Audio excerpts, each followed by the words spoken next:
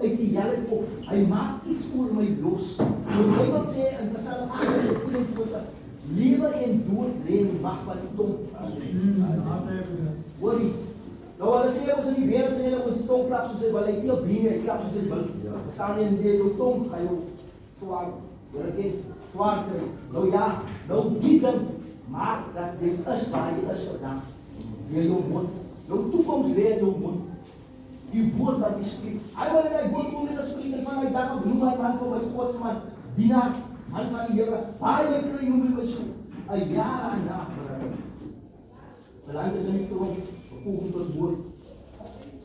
Ouers wat in die tronk gekom het en hulle korrop al die murders, die afval, ook uit hulle korrop al die murders. En dat een aard, hulle by pas, op woensdag aan, hulle by pas, en hulle pak by jaar toe af. Die hele staaf die gaat op, wat hulle by plaas op wat daar die plaas vraag, R100 per pil.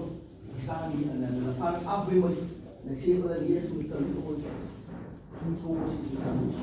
En toen kan dan, dan lewe hulle, hy sê, weet hulle, wat die dier maak, staan nie, wat nie dit is nie, gewoon die dier, Saterdag ook al die jou, printer, hy sê, ons reis dood toe, en gaan hulle die dood, kom aan die dood, dan wees hulle die dood, kom bakoos, word ook soep word, en reis ook klaar toe na ander rookie toe, kom aan by die rookie, dus drink voor ons, ja, toen wat moet gebeur, staan nie, en dan, afgelopen is het weer,